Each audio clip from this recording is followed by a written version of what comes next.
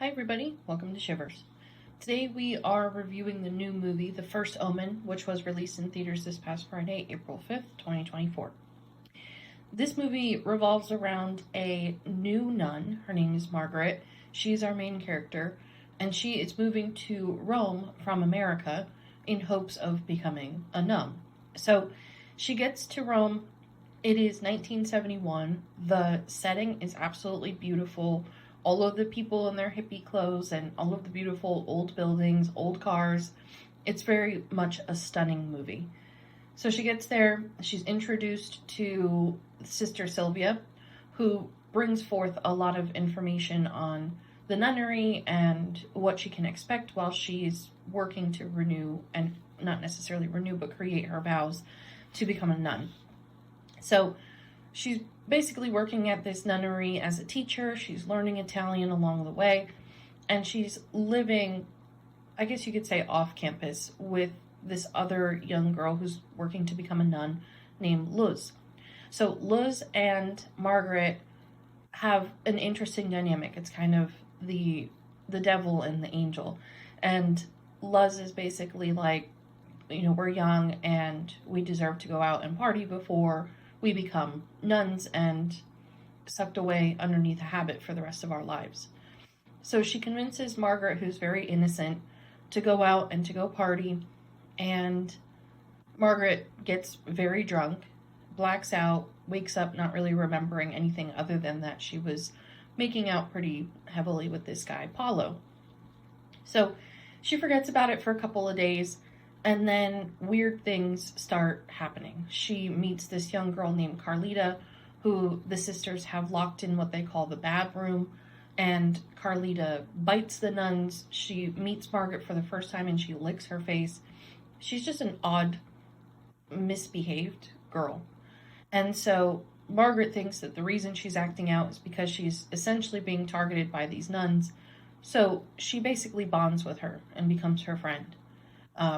A group of them then go to this museum for a day.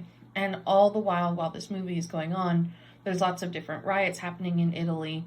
And while they're at the museum for this field trip, this riot breaks out and Margaret gets sucked in the middle.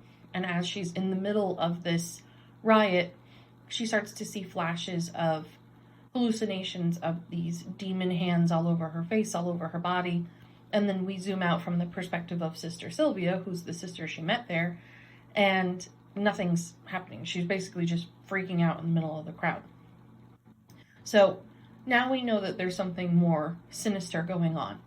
So as we dig deeper and deeper into the movie, Father Brennan, who is in the actual Omen movie, approaches Margaret and says, "You need to stay away from Carlita. She's in the bad room for a reason, and if you want to know more, come to my apartment." So Margaret goes to his apartment. He starts telling her that the sisters and the priests who are in this nunnery have this massive plan to create and birth the Antichrist from one of the young girls or one of the sisters, because they have a demon trapped in the nunnery. So this demon is essentially breeding with these young women, creating these very monstrous looking babies. And one of these times it will become a boy and it will become the Antichrist. And they want to do this because so many people are leaving religion, not believing in religion. And in order to bring them back to the church, they have to create some sort of sense of fear in society. So it's a very poignant statement, and I really appreciate the movie from that. But when Margaret hears this, she's basically like, "You're crazy, I don't want anything to do with this, like, goodbye." So she leaves, and then the next day they're at the nunnery, and this very odd sister, Sister Angelica, she doesn't really say anything the whole movie. She's just like around corners laughing, and she's talking to Carlita, and Sister of actual Margaret is like, "Hey, Sister Angelica, like, maybe leave Carlita alone, because basically you're a weirdo." So Sister Angelica kisses Margaret on the lips, and she says, "This is all for you." And she runs away. We don't know where she goes. 5 minutes later, she's standing on top of the building, douses herself in gasoline, and lights herself on fire before throwing herself off the balcony. So all the little girls are scarred. Margaret is now like, what the hell's going on? And now she starts to take what Father Brennan says a little bit more seriously. So she runs into Paulo on the street, the person who she was making out with at the club. And he's like, what are you doing here? How did you find me? He's basically panicking that she sees him. And she's like, what are you talking about? Like, we had a good time. All is fine. And he tries to run away from her so bad that he gets hit by a car. His body splits in half. And right before he dies, he tells her, you have to look for the mark. So she doesn't really know what that means. She goes back to Father Brennan, and he's showing her pictures of all of the failed babies. So he believes that Carlita is the one who's next in line to birth the Antichrist. She should have a 666 mark somewhere on her body. And according to the baby that's in the picture, the 666 mark should be on the forehead or upper head area. So Margaret goes back, tries to find it, and it's on the roof of Carlita's mouth. So it's not, she's a different baby. Doing some more digging, we find out that Margaret is the one who has a 666 on her head. And the entire club night between Luz and her and Paulo was all orchestrated by Luz and by the sisters because they knew that Margaret was the next one in line to birth the Antichrist. So they basically got her blacked out and brought her back to the church and had this demon breed with her. So this entire time she's been pregnant with what seems to be the Antichrist. My issue is right at this point in the movie. all the while it's relatively predictable, but we get to this point in the movie where she's talking to Father Brennan and they're basically finding this out together. And as soon as he spills those words to her with that information, she yells at him and she grabs her stomach, and it's like, you just found this news out and now you're acting like this. So this is where the drama starts to kick in. They are then rushing to drive back to the nunnery because they found out this information. They want to get her back.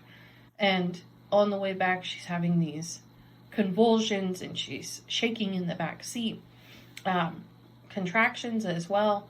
And they get hit by a car. So she crawls out of the car. She's the only one basically unharmed. And she does this sort of thriller dance in the middle of the street. She starts convulsing some more and then barking. She collapses to the floor and she unbuttons her whole habit. It's a very dramatic way of going about it.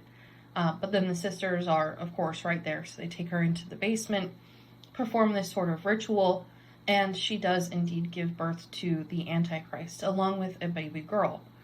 So they take the boy and they name him Damien. So this is where the first Omen really comes into play, because she is now the mother of Damien, who is the little boy in the Omen from way back when.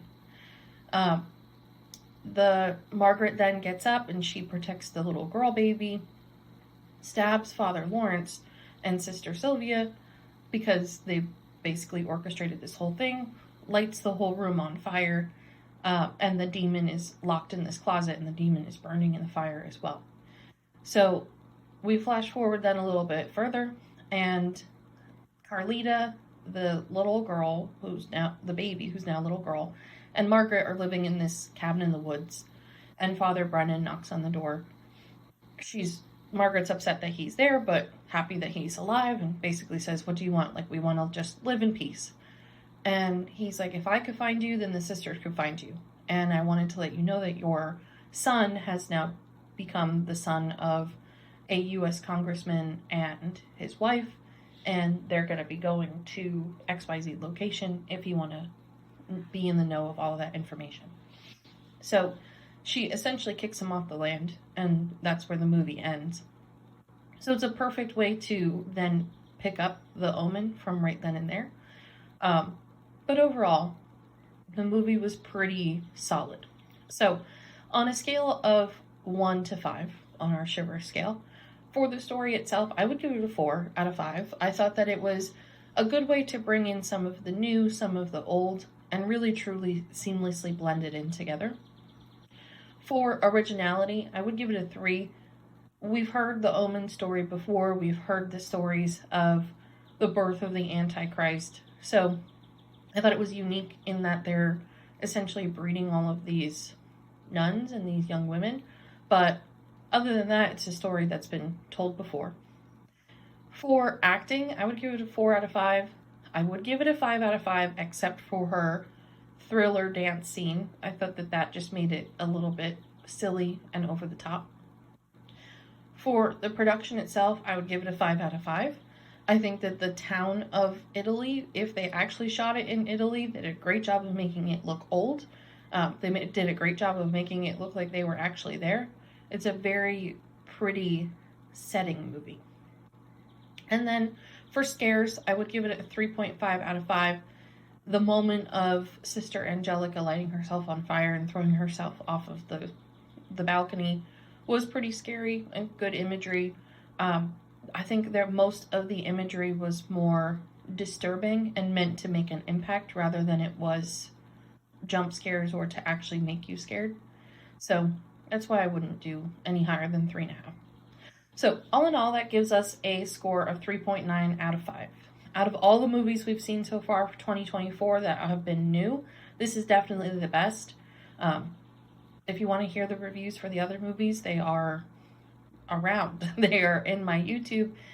They are on Spotify. They are all over. But this is definitely the highest ranking movie so far. So overall, I would suggest it. I think there's a lot of good political commentary along with it that mixes in with a good scary story.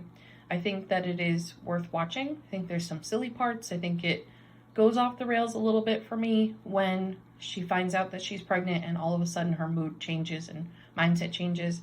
But other than that, I think it's worth the watch, and it's a great way to understand the Omen a little bit better as well. So if you've watched the movie, let me know your thoughts in the comments. Let me know if you agree with my rating, if you have different thoughts. I'm always willing to discuss it further. So thanks for listening, and hope you enjoy your marvelous Monday.